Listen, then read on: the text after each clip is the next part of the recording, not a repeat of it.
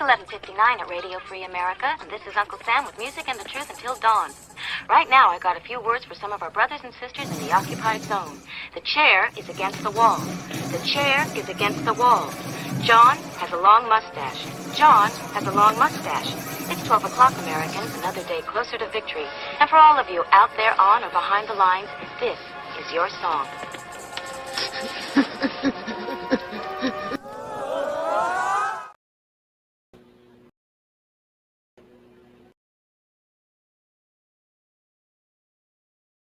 Captain, a vessel approaching. On screen.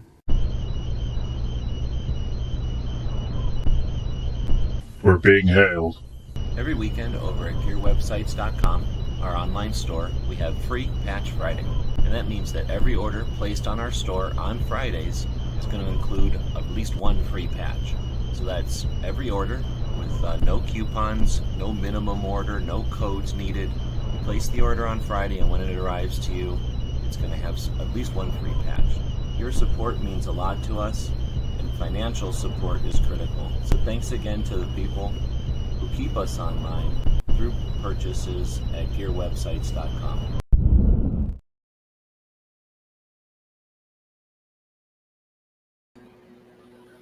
And welcome everybody to our Daily Gun Show. Come to you live on Friday nights at midnight to wrap up the week. We call it the weekly two-way wrap-up. This is episode 1710, and it's being recorded on March, which is the third month, so 308. It's 308 day. So I don't know how many people out there have been celebrating 308 day. Somewhere in here, we've got a image for that from back in the Instagram days and over on the calendar. Let me see if I can't find it, or maybe a couple of them actually. So feel free to anybody who's listening to the show today, whether you're listening to it on the actual day or not. If you're listening to it in the future, you can still participate. But feel free to leave a comment with your favorite 308. Do you have a favorite 308? Feel free to talk about the 308s that you appreciate. There's quite a few of them out there. And if I can find my 308, here it is. Our 308 picture that we made up a bunch of years ago. We take a look at some of them. So we've got the, your standard rifle. I don't know what rifle that is. Let's just call it a bolt action. But then we have our FAL, right? Pretty sure that's a FAL right there. Right arm of the free world. Grew up a lot of people with that as being the coolest 308 until the M60 comes along. And that is the coolest 308 by a lot of people's standards. Some of the youngins will probably like the Scar Heavy. Then you got your, what would you call this? A 14, M1A, M1A2. I don't know what this is. And then you've got your, is this an 1818? Fun semi-automatic, even funner full automatic. Olden days guns. So these are just a tip of the iceberg on 308s. So feel free to have a happy 308. Anyhow, I wanted to put that picture in here, but I couldn't find it before the show went live. I've been doing all kinds of stuff today, so apologize to everybody who's listening live. I don't even know how late we are. Are we a half an hour late? We're a half an hour late, so apologize again for everybody who was waiting around for the show. I know Gizzard sends a bunch of people over. Thanks to Gizzard for that. But we're episode 1710, and on the weekends, so on Fridays at least, we like to look back at the week and check out the things that have been going on. And again, I'll apologize. I was doing some stuff this afternoon, and I thought I was going to have all after. Or I was doing stuff this morning. I thought I was going to have all afternoon to finish this show up, and I probably should have done it this morning when I was farting around, because the afternoon got busy, and I did not really finish. So this is probably about 3/4 of the week, maybe 2/3 of the week, depending on how you've cut it up. And honestly, I don't even know if something big happened today. I don't even know, because I've been not paying attention. So typically I put this show together on Sunday and kind of knit it together, slap it together, add things, stack it up throughout the week, and then on Fridays I kind of straighten it all up and put it together nice. That's the whole point of this show, is to wrap stuff up for this show so that we can talk about it. Some people enjoy that. They appreciate the summary. But it's also the big real reason for this is what we're looking at on the screen. So if you're listening to this as a podcast, we're also live and we're showing this on the screen. But this is the Substack, essentially a blog of all the stuff we're going to be talking about today. And like I say, today's a big week. For me, at least, I did get to listen to a lot of stuff this week, pay attention to a lot of things. But this is only about, like I say, 2/3, 3/4 of it. I'm not even sure. So some of it probably just won't even get caught up this week, the way things are going. But we'll do what we can do, right? So this is episode 1710. We, again, post this stuff on Substack. We put it on Patreon. We do the newsletter. We have the podcast, which is out on all the different platforms out there. And the idea is to get this information, the people and the projects that we're talking about, out to as many people as possible, but also to have as many links out there as possible, so that hopefully we're effective. We're helping them out and helping, again, to promote and create awareness for these things that are important. We usually start out with news of the week, the Second Amendment focused news of the week, then the stuff that I've been watching that's focused on Second Amendment. Then after all that, if time permits, we get into the gun stuff that happened, just the plain old gun stuff that happened this week. Then we take a look at the radio shows that happen that are focused on our Second Amendment. We take a look at some military interviews and over at gun calendars, and then we'll wrap up the week or the show with what we did this week. Again, this is a big week. There's a lot of stuff that happened, and let's dig in. Okay, so first let's chat to the people and say hey to the people that are joining us live. There's quite a few comments coming in, and again, I apologize for starting late here. Agrizer was first one to say hey, welcome. Hillbilly Up joining us tonight, welcome. And Mayor, welcome. Let's see, I actually worked on my 308 set meat, got the muzzle aligned with the bore for an OSS suppressor. Man, I never even thought about... Okay, set me's are cool. I don't have a problem with set me's. I never owned one, but I'm more of a FAL person. But I never thought about suppressing one. Those cans are pretty big. Those guns are pretty long, but it's kind of neat. Woods is out there joining us tonight. M1A is the coolest. I got you. Yep, exactly.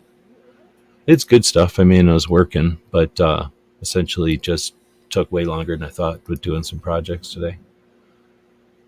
Good to hear the 2A is solved. We can finally get on with the grip angles, which my passionate about is my grip angles and my optics plates. And don't even get me started on forward serrations. Oh my goodness. We can finally have shows dedicated to that stuff. And then that's everybody. Nobody else is joining us tonight. Or if you are out there, we wouldn't know unless you say something. We've been straightening up, getting our podcast game in order. So we've been noticing the 7,500% increase in podcast listens. So thanks to everybody out there.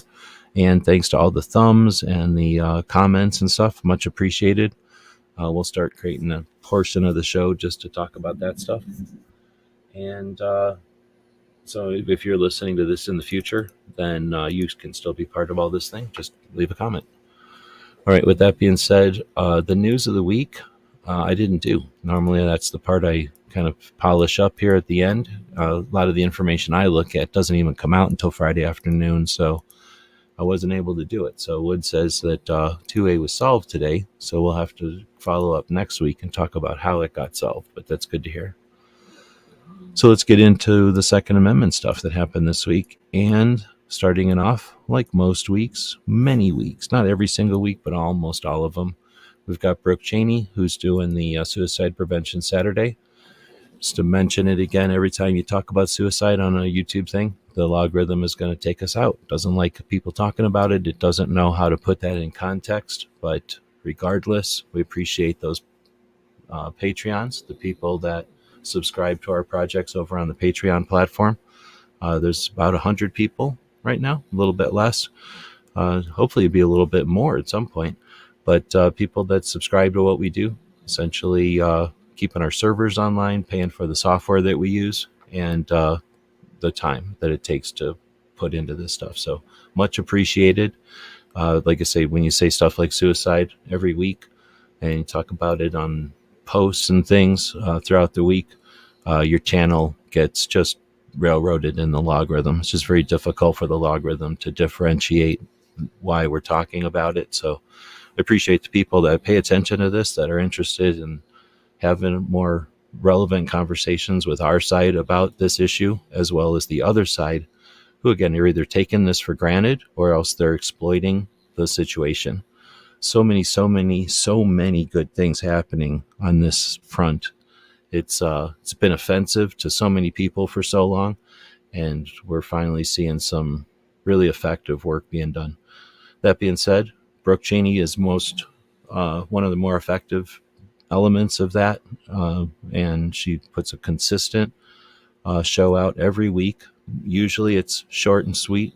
Occasionally it gets longer, or occasionally there's supplemental things to add to it, but it's a consistent focus on suicide awareness and or mental health awareness, I guess, and suicide prevention. But essentially making it normal, making it more approachable for people to have conversations about it. Anyway, so that's what we usually start the show off with, and essentially repels a bunch of people that just want to hear about guns, right? Because that's what they want to hear about. Grip angles, red dots, my opinion on something that might conflict with somebody else's opinion on something. Just the normal debates, when in reality, the reason we're getting pummeled is because they'll say gun deaths, and we know that gun deaths are suicides, and they'll conflate those gun deaths and the issues that are suicides with the issues of crime, which are two totally separate things. And because they're unwilling to accept responsibility for the political decisions and the policies that created those situations, it's offensive, and it's at this point unnecessary. It's always been unnecessary, but it's unreasonable to allow them to continue to exploit that situation. So let's get to where we can have these conversations about it, and we're going to win on two fronts, because we'll be able to talk to each other about this stuff so that it's preventable and it goes away as much as possible, so we can support the people that are doing good work to make that happen, because a lot of this stuff, they're turning out to be there's causality, it's a cause of things, so they're figuring out things that can prevent it, and that research eliminates the problems, the people and having those problems, and it also takes away the anti's ability to stand on those graves. So we'll move on. Again, it also helps to filter out all the people that are just here thinking, oh, the daily gun show, this is just going to be some fluff show where we just ignore all the stuff that's really going on. Let's see, we had a conversation this week on Rolo's Rants. This is I guess he just goes by Puerto Rican Pistolero now, but he's doing this Rolo Rants show, and he had kind of an interview show with Jerah from Texas, Clearing the Chamber. Really good episode. If you haven't listened to it, it's worth your time. I think it's about an hour or something. They get it, it's mostly their thoughts on mostly news of the day and the situations they got coming up with the election year. Virginia Citizens Defense League, state level organization over in Virginia. Their Pathmate. What am I trying to say? They are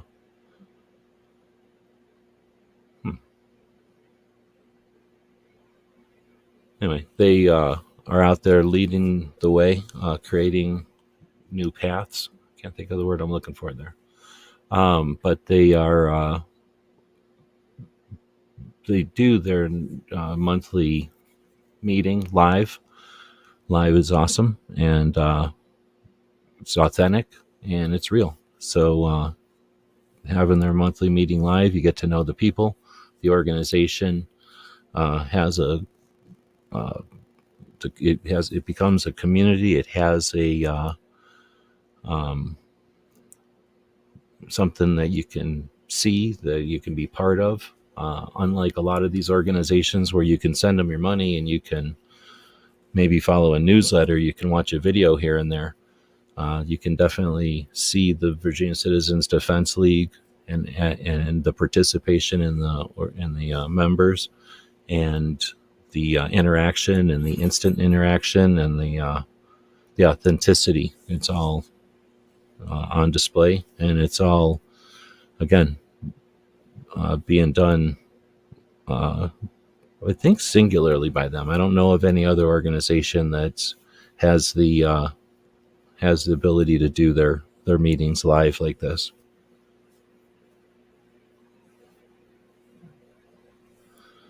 Let's see. Then we get this American Suppressor Association. They do a monthly update. They usually just complain about the wait times. And in this case, I think that's all they were talking about. I'm trying to remember. It's been a busy week. If there's anything that stood out on this one. The other state level, or the other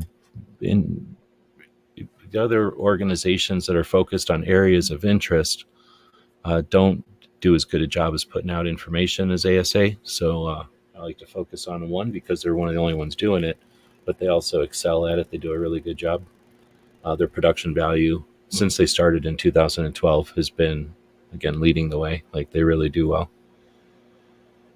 When we're talking about suicide and mental health awareness, Walk the Talk America is doing a lot in that direction. In fact, it's one of the only national level organizations that's really, again, creating new tactics for this. One of the things they've been doing fairly regularly now on Fridays, and now they did 2 of them this week, one on Thursday and one on Friday, is have live podcasts. I only put one of them in here, like I said, I didn't get the show finished, but they had one this morning as well, and then they had one yesterday. Pretty good stuff, and they're usually about an hour to 90 minutes long, and again, it's live, so you have the opportunity to hear what they're talking about and be part of it, but also ask questions. It's very interactive. They're capable at live shows, in other words. I want to thank our coffee sponsor today, which is whoever wants to super chat can be the coffee sponsor. Thank you. I forgot who sent me this coffee. Somebody sent me this coffee a while back, a long time ago. Someone that roasted themselves. I don't want to say because I can't remember who it is now. I think I remember, but I don't want to assume that I'm remembering correctly, I guess. All right, so next up is the Gun Owners America. So, man, is this a distraction? Is this seriously the best they got? Or is this intentional to keep people from paying attention to other stuff? Obviously, I could play the whole thing, which is difficult to watch, but this is some kind of, I don't even know what it was. Was it a news show? But the ATF had what's-his-face on and this other guy showing a bunch of guns. I'm going to go ahead and copyright myself and let this play for a bit. Hopefully GOA won't copyright me. So they start out watching what's his name not being able to deal with the Glock or whatever. You know, when the government says they have an expert, things might not always be what they say. I think that copyrights me just Today, on the music. We're going to take a look at the ATF's recent appearance on Face the Nation and break down some of their statements. Hi, I'm Ben, and you're watching the Minuteman Moment. I don't get the income that the GOA gets, so they probably don't have to worry about the music. Help us to... And one of them is sort of the more conventional firearm, which is sometimes they're under the National Firearms Act, right? And the other one is sort of what I would call... How is this guy actually communicating and thinking that this is, that he's able to have a conversation with somebody with the jargon and terminology and stuff? At this table, there's so many more firearms we can talk about, is we tried to put things in pairs. So if you look at them together, and one of them is sort of the more conventional firearm, which is sometimes they're under the National Firearms Act, right? And the other one is sort of what I would call the attempt to get around it that ATF has. So like she knows what the NFA is, and then she's like, and then he's like, this is the more conventional firearm. What does that even mean? The more conventional firearm. So he's trying to say the full auto, and somehow that means the more conventional. Been dealing with through rulemaking and through enforcement. Okay. If the tape. And then he's like, get around it. You mean comply with your dumbass law? So of course she's going to accept that part. But let's go with what Ben is saying here. Table of Firearms is meant to showcase the differences between regulated and non-regulated item. What's the reason for having an M249 saw front and center? I didn't notice that until GOA, but seriously, what the hell is a saw doing here? Like he's about to tell you. It seems like a not-so-subtle attempt to scare the uninformed viewer, placing the scariest firearm front and center for the camera. Not once in the entire interview did they even discuss it. Even funnier, you can own the semi-auto variant of the M249 for the low price of $11,000. Seriously, so if they didn't, I didn't watch the whole interview, but if they didn't even talk about it, that's manipulation, right? So thanks to the GOA for illustrating that one. Curious they don't mention any of that. As the director explained, we have at the top here, we have an AK variant. This is a full auto assault weapon, shoulder fired, that is covered under the purviews of the National Firearms Act.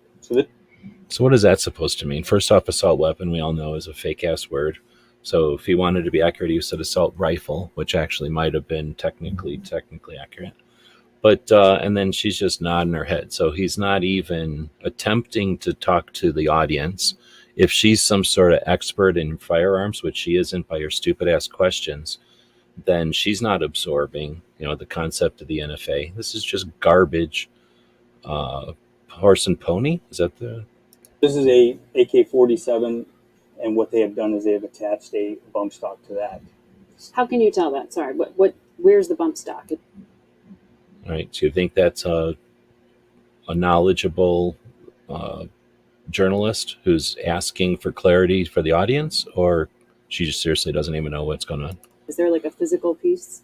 But that's a great question, right? Of course, right? How can you tell, Yeah. right? These two things are the same. They look right. They operate the same. Both of them can shoot right through this 75-round clip. Both of them can shoot right through this 75-round clip. A lot of people, when you have conversations in online chats or in real life at the range, and you say, "Oh, that's a magazine," they'll go, "Oh, well, you're FUD, or you're some kind of..." I don't even know what the word is for somebody who cares about clarity on terminology, but they'll go, blah, blah, blah. Let's disregard using clip and magazine interchangeably.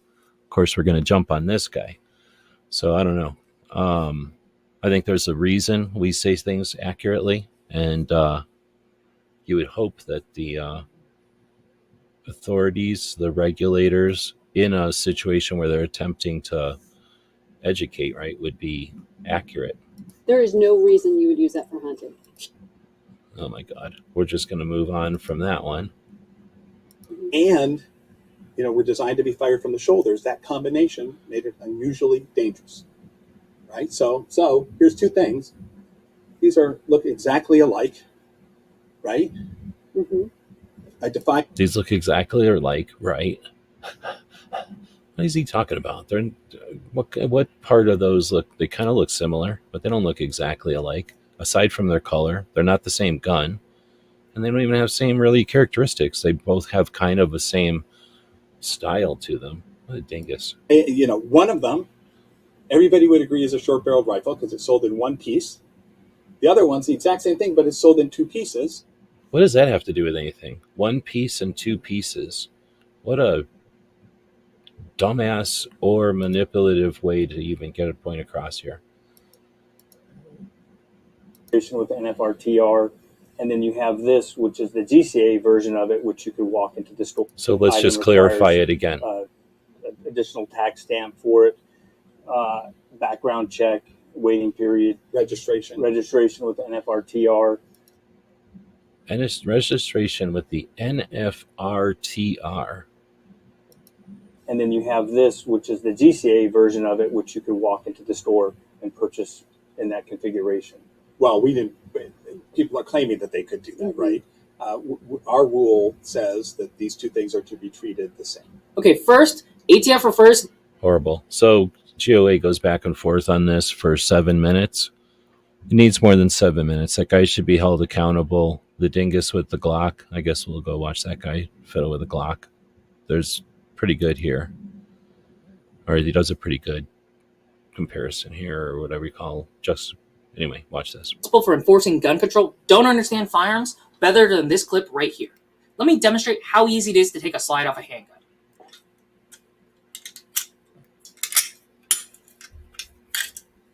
See? Quick and painless.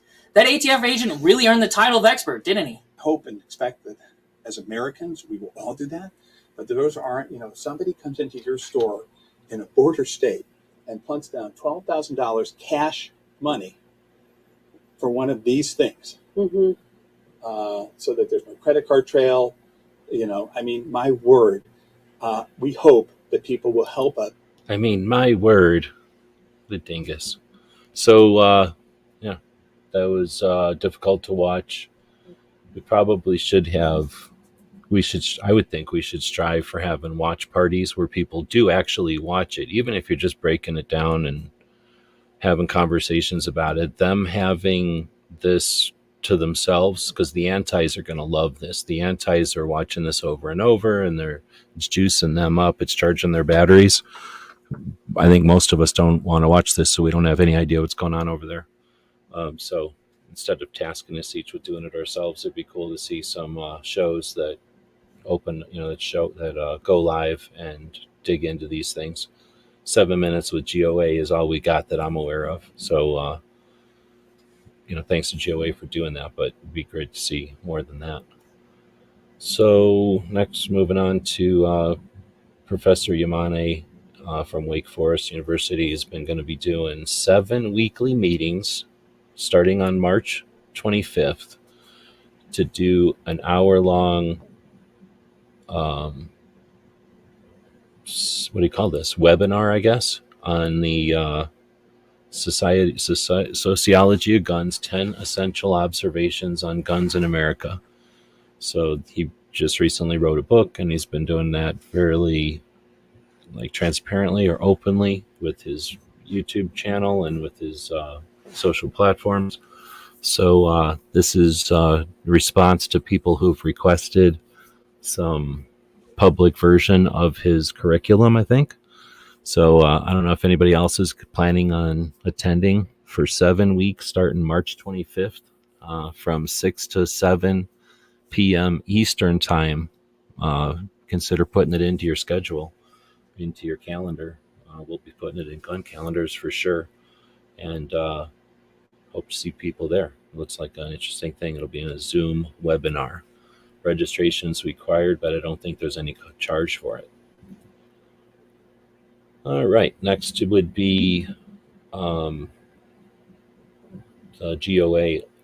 Different people from GOA do the 2-hour show where they bring the industry in and talk to them. And this time it was with AR15.com, the forum. Definitely interesting to listen to AR15.com talk about their history. And then, I don't know, it's probably worth listening to. All right, why don't we take a minute here, because I'm having some kind of weirdness happen. I'm going to drink some more of this weak-ass coffee, and hopefully that'll make it go away. So I'm going to throw another commercial up for our store. Spent a lot of money today, so if anybody wants to buy something over at the store, that'll help us out tremendously financially. GearWebsites.com is your source for firearms-based playing cards and books. We also have mugs, shirts, and posters with designs that we've made live. Of course, we have patches. Every Friday is Free Patch Friday. We appreciate your support. Thank you for shopping at GearWebsites.com. I think I've been drinking way too much coffee. All right, we're getting into the gun talk portion of the show. That's doing pretty good. We're about a half an hour in. Again, I want to apologize for all the stuff I missed. I don't even know the stuff I missed, but this was only about 2/3, 3/4 of what I planned to put in here this week. But we're going to jump in. So this is essentially the stuff that happened earlier in the week. So anything that happened the last couple of days is missing out of here. Next up is the gun talk portion, and we'll start it off with She Fires, who does a show every Sunday. I missed this one. I was driving around to San Diego, so I missed all the Sunday shows this week. But she had a show with the focus on the benefits of a concealed carry permit. You know, it's now, I'm assuming, because of the 29 states with constitutional carry, which is one of the things I would have been talking about this week. Oh, my goodness, no, I'm burping. We've got 2 states that got their CCW, or what am I saying? They got their constitutional carry. So that's something else I would have liked to have ranted about if I had time to set it up, but it seems like now everybody's, the cool nerd thing to do, or the cool hip thing to do, is to call it permitless carry, because calling it permitless carry is somehow good. I'll challenge anybody on that. That sound not only does it sound stupid, I think it's tactically stupid. So I don't even see any reason to call it permitless carry other than to have something different to say. There's no reason to say it. So anyway, I'm guessing that's why She Fires had her show, because so many states are going with constitutional carry that people do tend to wonder why you would want to have a concealed carry permit. Of course, the obvious answers, or the answers are obvious, but sometimes people just don't pay attention to that or don't think about it. And there's probably new reasons, better or more reasonings happening over the years with more and more people being involved. Was it saying that is too early?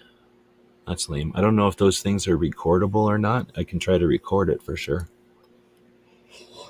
Or if it's the kind of thing that gets recorded and then it'll be available as a video afterwards or something. You know, sort of like this show. It's live for everybody who's here. And then afterwards, you know, you can watch it as after a rewind.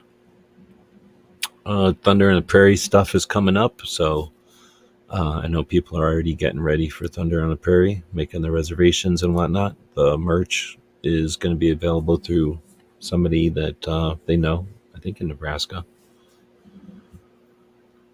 We have Meet the Pressers, had Mike Ox on. I didn't listen to this one, but I put it in here.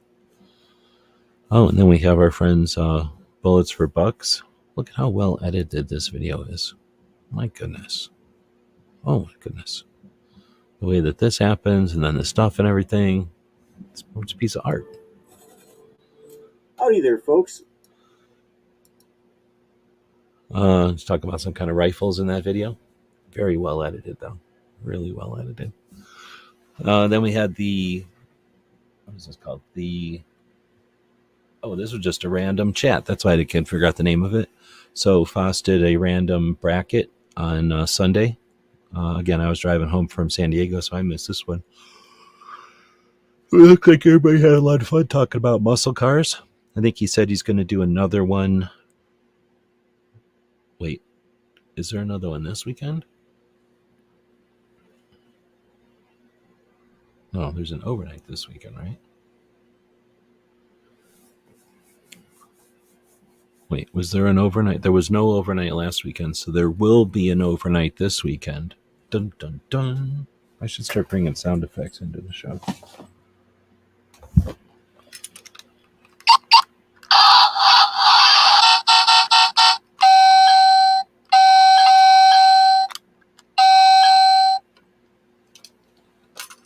Pretty good sound effects.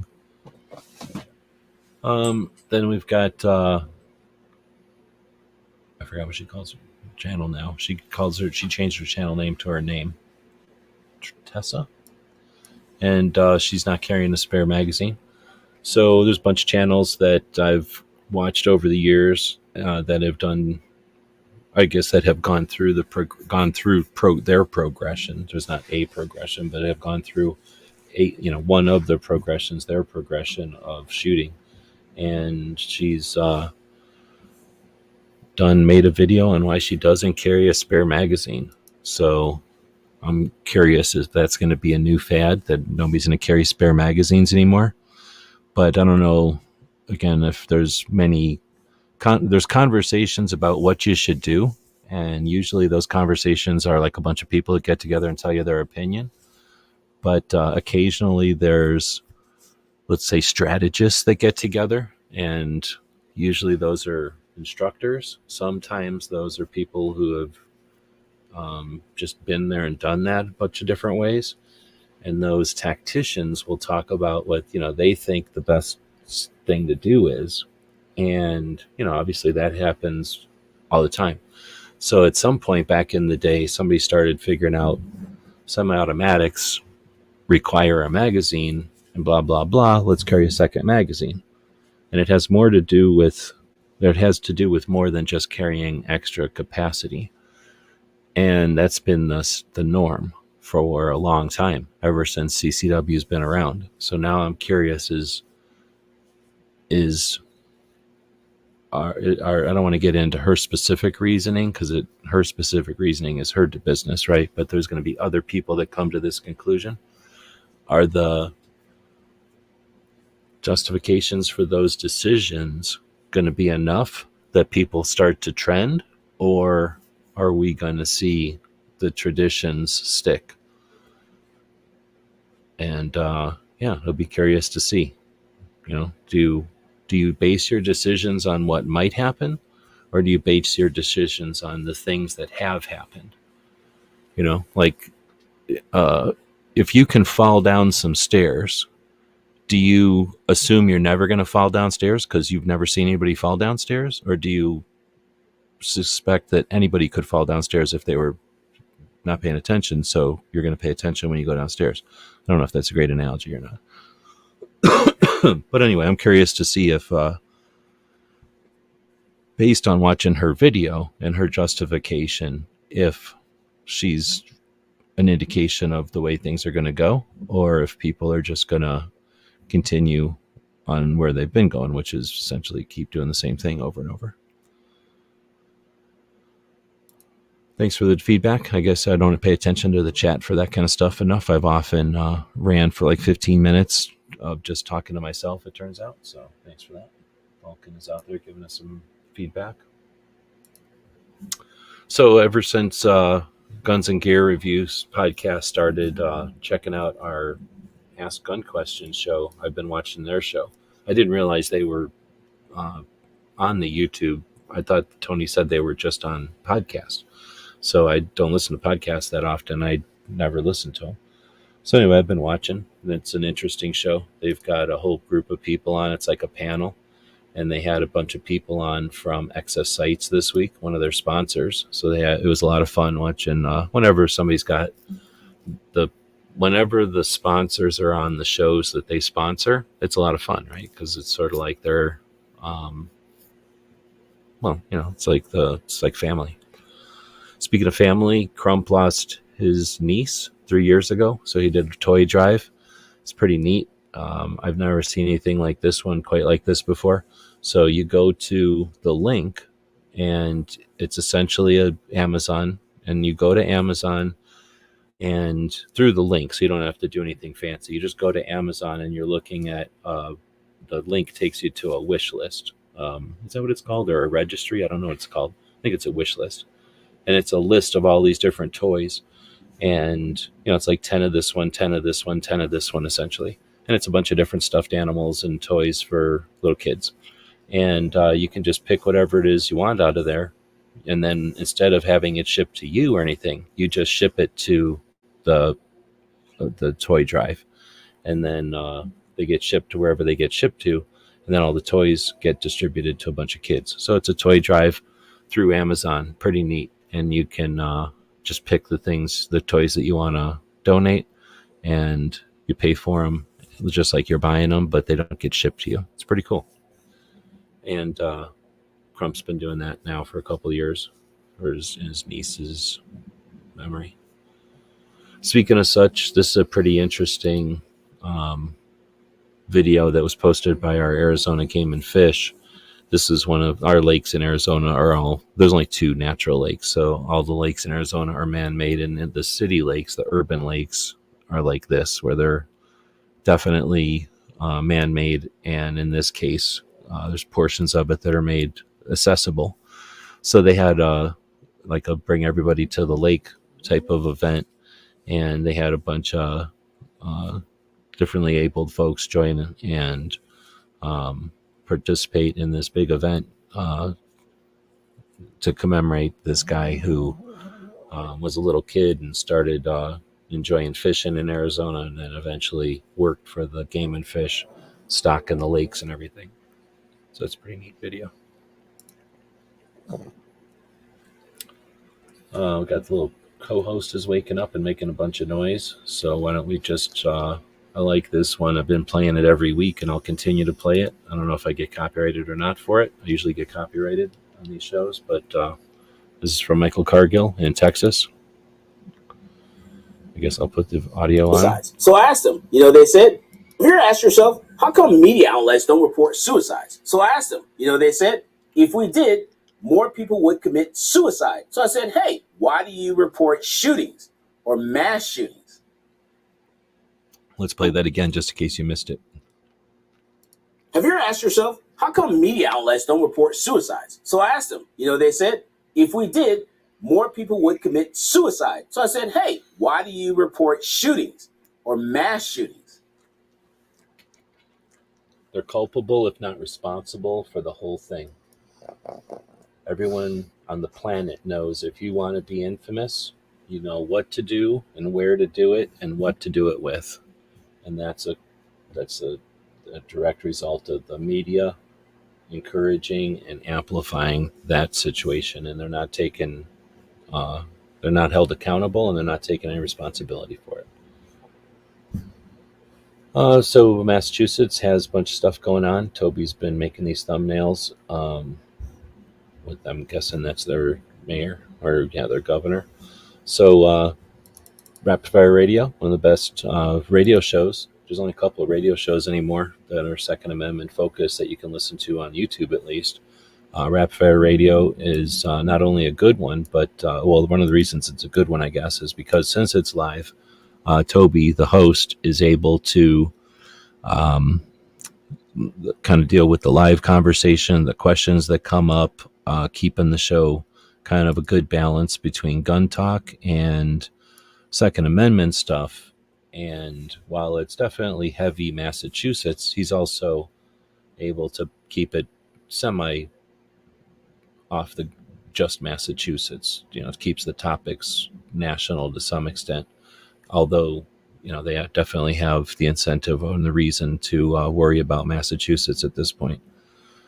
Anyway, so there's a Tuesday show where he's a part of a radio show on Tuesdays, and then on Wednesdays he streams and hosts his radio show as it's recorded, and then on Sundays they do another radio show of his own on the radio that he streams as well. So quite a bit of Rapid Fire Radio opportunity throughout the week.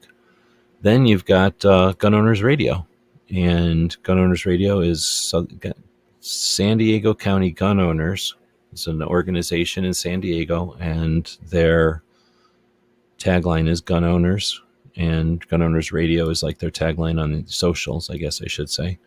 And on Sunday afternoons, they host a radio show, and this week was pretty good because, this week was pretty interesting because they had hosted their gun show on the 2nd and 3rd, so March, the first weekend in March.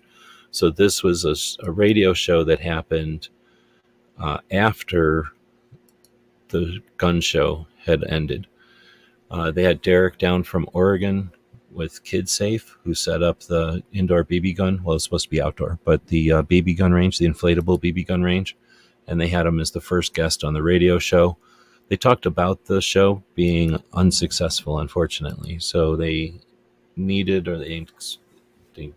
anticipated 2,500 attendees. They had 1,500 attendees, which was unfortunate.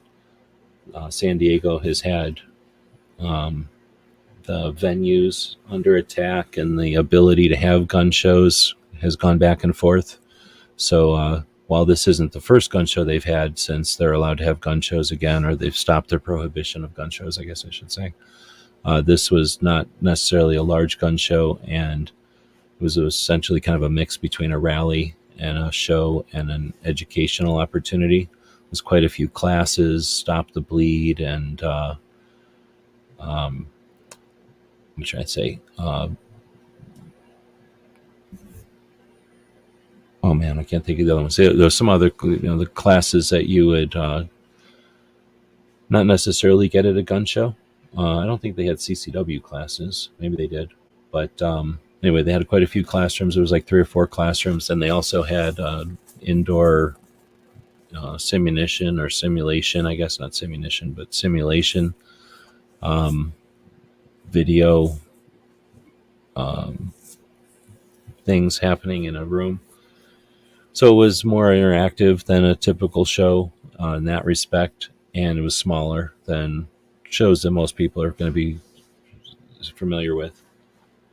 Anyway, they talked about it quite a bit on the radio show, and we'll see how it goes from there. But again, thanks to our Patreons for making it possible. I would have never even been able to go to the show for sure, but having the financial support of a bunch of people that subscribe to our projects, means that the servers were paid for, and I could spend, the $500 essentially to get over there, a bunch of gas, a bunch of food, hotel room, and very little. There's really nothing that comes out of that.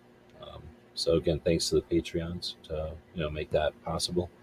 It was also a great test run for checking out San Diego. The Gun Rights Policy Conference will be held in San Diego this year. So if anybody's interested in attending that, I was able, between looking around for food and driving around, just exploring the town and checking out a couple of sites and going to some dog parks and the hotel and the venue and different places that we were checking out. We got to see a bit of San Diego. So if anybody's curious about either driving or travel into San Diego for a Gun Rights Policy Conference, we could have a conversation about that. In fact, now that I'm thinking about it, I might even do a whole show on that, because it was a interesting trip for sure. But unfortunately, the gun show didn't result in what the gun owners radio or the San Diego gun owners would have liked or anticipated. And you can hear about it on the radio show, I guess. I'm going to try to have Michael Schwartz from Gun Owners Radio on the show if he's interested in talking about it. He didn't seem like he was really all that interested in talking about the details of it. But additionally, we'll have Derek on Monday, so we'll talk about that a little bit later in the show. But since the show wasn't super busy, I had a chance to chat with Derek a bit while we were there. So and kind of get updated. We chat every once in a while at SHOT Show and stuff, but typically you're walking down an aisle and both people are looking for something or doing something, so you just kind of chat for a bit, and then you get torn and go to wherever you were heading in the first place. At least that's normally how we end up chatting. A couple of times we anyway, so we've chatted rarely, so this was a chance to really chat for a bit, so that was a good opportunity. And we'll chat on Monday. So anybody that wants to join us on Monday, we'll chat a bit more about KidSafe and Derek's origin story and what's going on with KidSafe. Let's jump over to the calendars, and then we'll get into the military interviews. Hillbilly Up is out there. I think I said hey, but if I didn't, welcome. And I don't think I missed any comments. I mean, I missed a lot of comments here. I don't think I missed anything that people wanted up on the screen. If I did, say it again. Got hashtag bacon bit in there. I'll give him a wiggle for that. And a butt rub, a wiggle, pat on the head, little one of these, whatever this is, and one of these. Little dude was out. I was doing some combing of the white dog, the fluffy dog. She needed her combing, so I did some videos on combing the white dog. And of course, jealousy over here had to see what was going on, and he couldn't handle the fact that she was up there getting attention and all kinds of combing and whatever. So I have one of these little mitt things that you use for the little tiny dogs that don't have any hair. So he's thoroughly exhausted from being combed earlier. It's exhausting for a dog like this to be combed.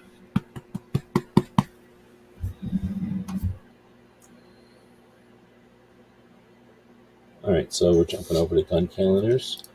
Guncalendars.com for anybody who's interested in checking that out. Is, again, thanks to our Patreons. Just, no ads, nothing going on over there. Just a calendar with not quite something every day, but if you know something we're missing, let us know. We essentially try to put everything up here that's firearms related or adjacent. A lot of holidays, a lot of anniversaries, a lot of events, future events that are coming up, things that have happened in the past. Something that if you want to chat at the water cooler or at the gun show or at the gun shop or at the gun range, it's just those kind of things. Again, if you know something that we're missing, definitely let us know. So where are we at? We are on essentially we're at the 9th, right? Kind of. It's the 8th. Little dude's waking up, stretching. Let's go back to sleep. Today is the anniversary, well, not only just 308 Day, which I guess I don't have in here, which I need to put in here.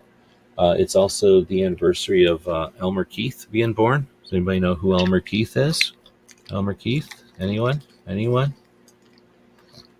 Born in 1899, today, in 1899. Passed away in 1984 at 85 years old. During World War II, he was an inspector at the Ogden, Utah Arsenal. Rifles that he inspected have the cartouche stamped with OGEK in the rectangular box. He's the guy that in 1935 invented the .357 Magnum cartridge, and then later on in 1956 created the .44 Magnum cartridge. In 1963 invented the .41 Magnum. So the .44 Magnum single-action Black Hawk revolver, Model 29, is thanks to Elmer Keith. So pretty influential guy in guns in a lot of different ways. So if you've got yourself an M1 and you don't know about all that, maybe check your cartouche. If it says OGEK, then you know that you got a rifle that he literally inspected. Anyway, we'll move on. Tomorrow is the anniversary of the passing in 1995 of Galil. Best known for inventing the Galil. He also helped with the Uzi. I can't say his first name. I don't know how to say that.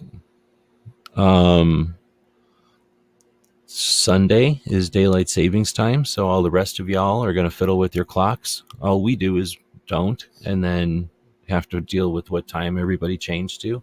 It's very difficult. Here's the thing. It's very difficult being in Arizona because we don't have to do nothing, but that means we have to constantly worry about what y'all did. So we just go to bed minding our business, and we wake up and all the rest of you shifted everything around. Very difficult for us. We'll manage, though. But just remember us on Sunday when y'all are, I don't know if you sleep early or if you don't sleep enough. I don't know how it goes for y'all. But we have to deal with the repercussions of all that. It's also the Sunday, the 10th, is also the anniversary of the M855 ammo ban being denied. So this was back in 2015. We're going to have a little story time. Grab yourself something because I'm going to grab some coffee here. We don't have anything else going on for the rest of the week, so I can go ahead and chat about this one a little bit. Now, I don't want to suggest nothing else happens for the rest of the week. I'm just saying we don't have anything in the calendar for the rest of the week. There's probably other stuff that I just haven't put in there. But again, thanks to our Patreons. If we had 10 times the Patreons, there'd be more stuff in here because I'd have more time. But it's just us. So the Peppy doesn't hardly do nothing. At least typing into the websites at least. But we'll take a little time here and talk about this one. I think it's important. That's why I have it in the calendar.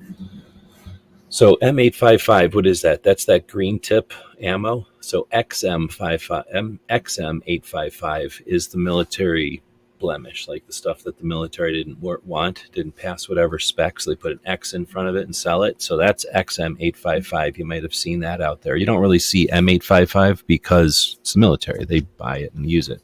Sometimes you get it surplus, but most of the time you only see that stuff if your uncle's paying you to shoot it. But anyway, M855 is just green tip 556.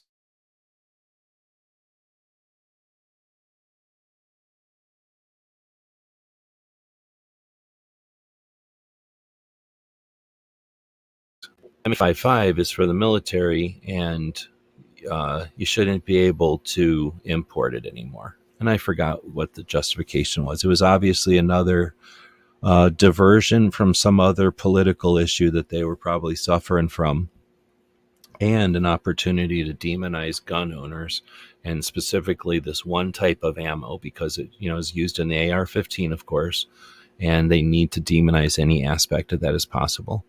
So essentially, they did the comment period, and they said that this M855 was armor piercing, and that makes it exempt from essentially any of the ammo bans. Typically, when they ban import of ammo, they'll say except for 556. Well, that doesn't sit well with people who want your rights, don't want you to own property. So they're going to say, oh no, how do we remove that exception? Well, they'll say the stuff with the green tip on it, or the green band on it, on the bullet, means that there's armor piercing ammo in there. Is it armor piercing? No. They put metal in there because it's cheaper than lead, and ballistically it works, so they put it in there. But it's not armor piercing so much as it's potentially, has they call it, I forget what they call it. Anyhow, they decided it was armor piercing, and they said, we're going to go ahead and ban the importation of it. So they did a comment period, and this was in 2015. In 2013, Obama came out with 23 executive actions and said, even though the Congress, that means the representatives of the people, won't create assault weapons bans, we want assault weapons bans. We're going to sidestep the three parts of government and the balance of power. We're going to sidestep all that as the executive branch, and we're going to create executive actions that essentially create law. And that was frustrating for a bunch of people in 2013, and grassroots action resisted that.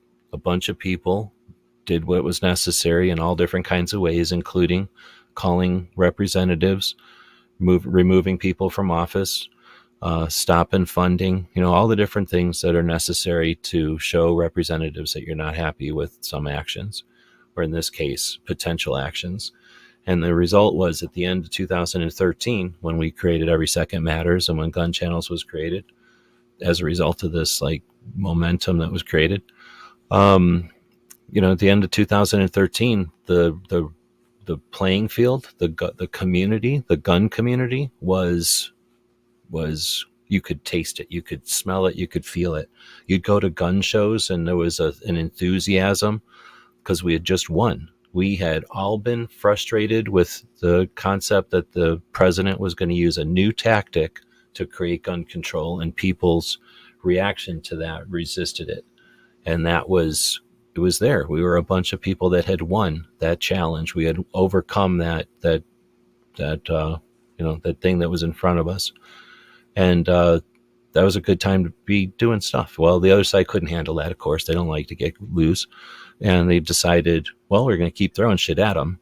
And they did some other stuff. This wasn't the only thing going on. But this M855 ammo ban was kind of a result of us kicking the shit out of the whole 25 or 23 executive actions.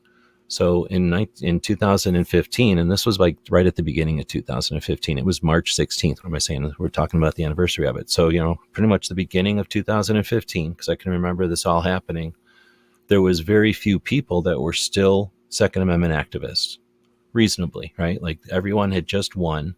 So everyone took a sigh of relief and went back to business as usual. So 2014, remember he said this stuff in the beginning of 2013, people pushed back during 2013. So by 2014, everybody took a sigh of relief and went back to business as usual. We created Every Second Matters at that point, that part in time, that era, because we knew that was what was going on. And, you're not going to keep people upset with bullshit. Sky is falling. There's no need to keep people artificially upset. So that was not a strategy that was necessary. But just like a volunteer fire department, you don't have to be worried about fire all the time. But hey, have a couple of people that are able to put out a fire so that if one happens, you're not all starting from scratch all the time. So that was Every Second Matters. So, about a year later, not even, whatever, 12 months later after this, you get this push by the ATF. Well, we're going to throw this comment period out there. Now, we had other comment periods before, and we've been clobbered by them. So this comment period, we did the clobbering.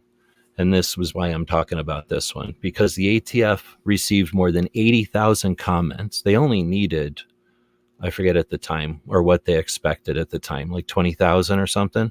They got 80,000. And this wasn't 80,000 comments from like a forum on the GOA website or FPC, encouraging people on Instagram to do this.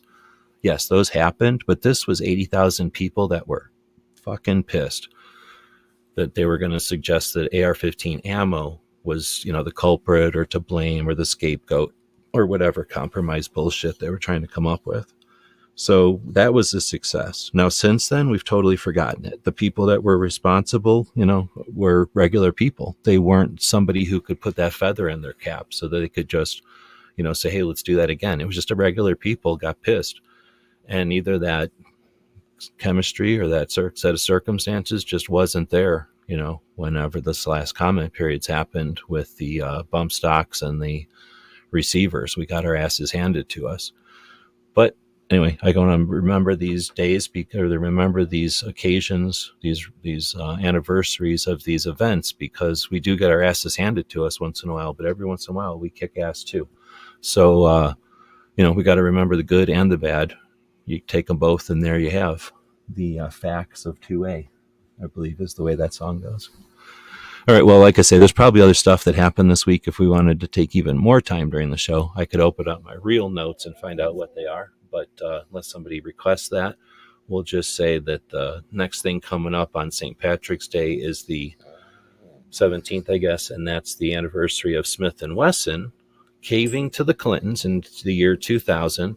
And that's where we get the Hillary hole. And that's where we get all the other reasons that people hate Smith & Wesson. Some people hate Smith & Wesson. Some people don't.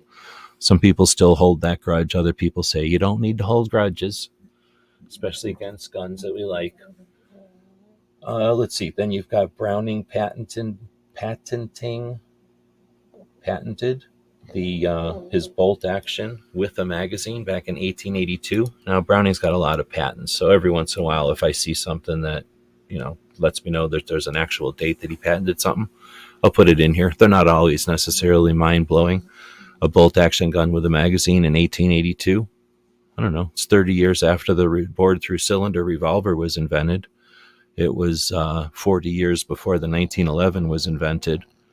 It was probably an era of lever-action guns. So a bolt-action gun with a magazine was probably kind of like an AK-47 maybe back then. I don't know. Would a bolt-action gun with a magazine be better than a lever-action gun if you were living in 1882? I don't know. I'm sure Winchester bought the patent, right, and then sat on it. I don't know. Woods is saying that Ruger is similar. People hate them because of Bill Ruger. Yeah, and what he did was, heinous in his own direction because he basically sat up and did something that no one asked him to. That was annoying. And that was compounded by people that don't like Ruger in the first place. If that would have been, Colt's dead a long time ago by then, but if it would have been like somebody, the head of a company that everybody loved, like if Stoner would have done it or something, I wonder if it had been the same amount of, divisional hate or whatever you call that. But, you know what I mean? When people hate Ruger anyway, it's easy to hate the guy for something he does. If you love Ruger, you might not be so, you might be like, hey man, why don't you stop that?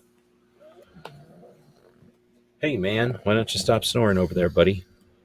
He won't do it. He's going to keep snoring. He don't care. So the 22nd, unless something changed, the 22nd of March is Big Sandy up in about halfway between Phoenix and New Mexico. Or what am I saying? Halfway between Phoenix and Las Vegas is Big Sandy. And you've got the it is happening. I think this was tentative whenever I posted it here, but tentatively there's a New Hampshire 2A rally coming up on the 23rd of March. That's pretty cool, which is also the anniversary of the John Henry. No, hold on. What am I saying, John? The Patrick Henry speech he made where he said, "Give me liberty or give me death." So that phrase comes from a speech, and that speech happened in, whatever I just said, 1775, coming up here in March. We got the International Cartridge Show. So if you had real money, you would go from, could you? Yeah, you could. You could go to Big Sandy on Friday, and then I guess just haul ass, start driving, and get to New Hampshire, get to their Freedom Rally on Saturday, and then on the way back, go to St. Louis for the International Cartridge Show. Is that the big one? I think that's the big one. Dang. One year, I'll be able to get to that thing. That'll be fun. I'm listing the stuff out in a couple of weeks because it's turning out that I'm posting this usually a week later, just the way it works out. So kind of going, we're going to start going a couple of weeks forward on the gun calendar stuff. So anyway, if people are wondering why I'm going so far forward with the calendar stuff, it's because when this goes up as a podcast, they'll be hearing the second week's worth of stuff that week, if that makes sense. So I'm just trying to cover two bunches of people listening to this stuff in two different zones. All right, next up is the military interview shows. And man, I mean, I always say these things are worth listening to, and they are definitely worth listening to this week. I'm going to start down here, and we'll start with this one. This one is from Combat Story, the Apache pilot, and then CIA. He interviews people about their combat stories, and this one is a guy who flew an F-15 in all different kinds of ways. So he started out as a Marine, then he was a police officer, and then he started flying an F-15. Like, how cool a story is that? This is the second round with him, so this is like a two-parter, like a long interview cut into two parts. A good interview, it's fun. Like pilots talking to each other is always fun. Then you get the Independence Fund. This was an hour and 45 minutes or something at SHOT Show. It's being referenced in lots of different things. Hopefully they're going to chop it up and put some sound bites out there, as well as some good nuggets. There was some really good gold nuggets in here for like ways to have conversations, things to, I guess, what would I say? Have things to have conversations about, and some things that you can actually do, like some actual actions that can be taken. Then we get the conversation with this guy, who's a guy from the SAS a long time ago. Super fun listening to this guy.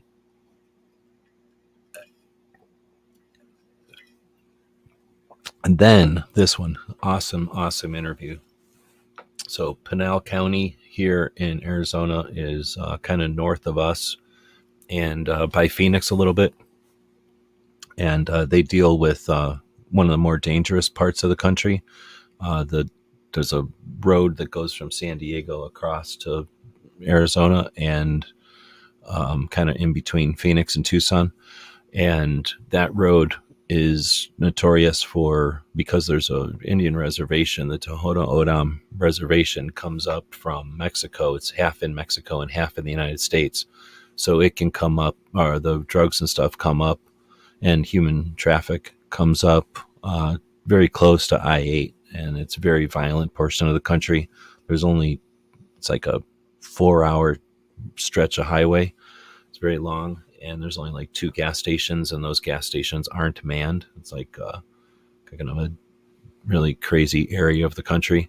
So it happened to be the area of the country I was driving in, going to San Diego, which was interesting. So I listened to half of this conversation before we drove over there, and then the other half when I got back. So super fun, well, not fun, but a super interesting conversation. Get you up to date on some of the international issues that we've got, at least here in Arizona. which I'm sure are quite a bit different, or at least different flavor than what they have in California, and versus, I don't know what happens in New Mexico. New Mexico really doesn't have that big a international border because of the way Texas has this little goofy panhandle thing that reaches up underneath of New Mexico, kind of. That's where El Paso is. I mean, El Paso is in Texas, but it's essentially underneath New Mexico. But anyway, so the border issues are different based on the cartels and the situation and the essentially if it's private land or public land, what the cartels have to walk into. If they're walking into somebody's backyard, or if they're walking into a forest, or if they're walking into a reservation. Anyway, really cool interview, or really cool conversation, and again, 2-parter, so probably like 3 or 4 hours altogether. Then we'll get into what we talked about this week. We did an Instagram show. Each week we do something similar to this, but with Instagram. We do that on Wednesdays in the afternoon. And then I guess I didn't really post too much of what we did this week. So next week, I already mentioned, but we'll have Derek on, and we'll chat for about an hour about what he's got going on, his origin story, and what Kid Safe is all about. I'm dying. And then must be getting over an hour because my voice falls apart after about an hour, I guess. This is over on the other channel where we post a bunch of gear reviews and stuff, but I can't wait to get out and play with this thing. This is a bird feeder that has a camera in it, but the camera has AI in it, and that AI can tell you what kind of birds you're looking at. So I'm looking forward to playing with that. I think the service is like $30, so I'll probably get it for like a month just to see how well it works. But yeah, how cool is that? You fill it up with bird seed, and then plug it in. Well, I don't plug it in, put batteries in it, and it'll Wi-Fi the video, so there's cordless or whatever. And then, yeah, when a bird flies up, it records, and then it'll identify the bird, tell you what kind of bird is sitting in front of it eating. And that's neat because here in Arizona, at least, we have a lot of migration that goes through here. It's desert, right? So the cities, the towns and stuff where we have irrigation and lakes and all that kind of stuff, washes and puddles and bird feeders, they'll attract all different kinds of birds. So, I mean, I don't really pay that much attention, but I know over the years, you see a billion different kind of birds. And if you pay attention, you can kind of anticipate when the different birds will come through. So we have a ton of hummingbirds here, a lot of hummingbirds. Well, pretty much all kinds of birds. Like I say, they don't have a lot of choice. If they're going to come through the western portion of the country, they're going to go fly over the desert, so they've got to be flying really far, or they're going to kind of hop through the cities and towns and stuff. So we'll see quite a few different kind of birds. So anyway, I'm hoping this can get a real workout. Let's see. And then, I guess I did have another one down here. We did a coaching show on Tuesday talking about video titles. Every Tuesday, we try to help people that are creating, right? People to create content. Hopefully people that are creating content for Second Amendment purposes, but, we don't discriminate. So if you're creating content for something else, you can probably listen to the show also and get something out of it. Sometimes it's nut and bolts. Sometimes it's strategy. Sometimes it's something specific. But in this case, just kind of some basics and an updated, fresh look at something that seems pretty basic, but it's kind of like the basics are always kind of necessary, right? Super necessary, some people could say. So hopefully it was a good one. I got some good feedback on it. We're not really preaching or nothing, just having the conversation. So if you want to join us for those, that's in the early afternoon on Tuesday mornings. We talked about Toby doing the Cape Gun Works rapid fire radio show. I do that show on Tuesdays as kind of a warm up or a opening act for Toby's show. So it usually is going to, I have to figure out what the times are. Either I'll have to change my time to accommodate all you people that change your clocks, or the show will be at a different time. But I don't honestly remember anymore. I think I was trying to do it at noon. Maybe I'll keep doing it at noon. If I keep doing it at noon, that means I have to get up and do it at 9. I'm with Woods now. Now I'm back to Pacific time, so I have to get used to living in Pacific time after tomorrow, I guess. Anyway, so whenever I'm complaining about this to y'all live, people in the podcast are wondering why I'm talking about something that happened like a week or two ago. Anyway, it's one of the time twists we have to deal with when listening to a podcast, I guess. All right, well, another week of people being quiet in the chat, but there plenty of people voted in the poll. I asked the same question almost every week. How was this week for 2A? I didn't really talk about it earlier in the show. Probably should have. But a bunch of people did realize that the poll is there like it is each week. And we got a 50% for OK week. What happened? We got a 50% for OK week, 42% for good week, and an 8% for great week. Nothing for bad week.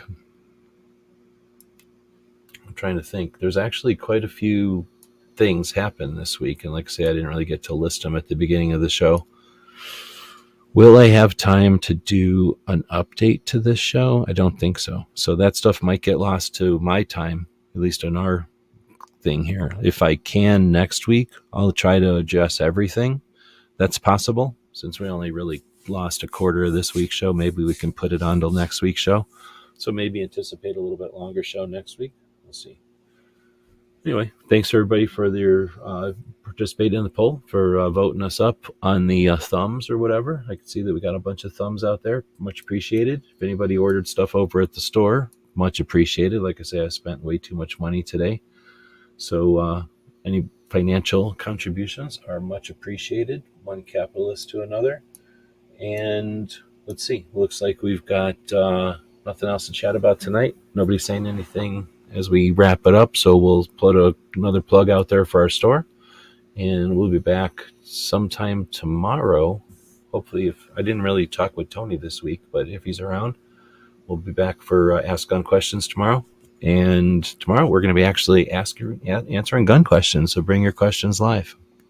GearWebsites.com is your source for firearms-based playing cards and books. We also have mugs, shirts, and posters with designs that we've made live. Of course, we have patches. Every Friday is Free Patch Friday. We appreciate your support. Thank you for shopping at GearWebsites.com. Hillbilly Up is saying thanks for the show. Our great show, thanks. And I'm saying it's a lot to talk in. I've had co-hosts on the show for a long time. If there were episode 1700 now, we had co-hosts for probably 1500 of those shows or something. So I don't really like doing it without a co-host. I just don't know who to have a co-host in the middle of the night like this. It's not necessarily the easiest time to do a show. But if we can figure something out, we'll figure something out at some point. But thanks for being around in the wee hours. Most of the people that listen to this as a podcast, based on the feedback, are people that are doing shift work or driving, usually in the middle of the night. That's why I like to do the show. I started doing the show in the middle of the night, but I just don't mind doing it. This isn't really the middle of the night, honestly. The cheat code here is that when we're doing it at midnight Eastern, it's like either 9 o'clock or 10 o'clock over here. So it's kind of late here, not really.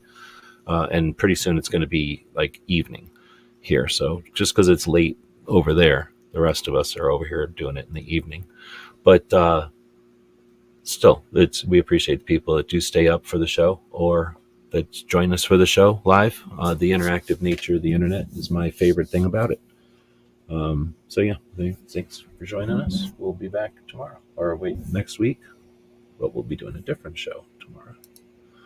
I'll throw this up, the traditional ninja strike for Patriot in the Dark out there.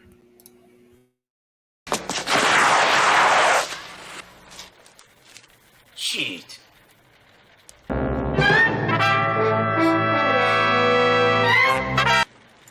Ninja? Ninja! Ninja!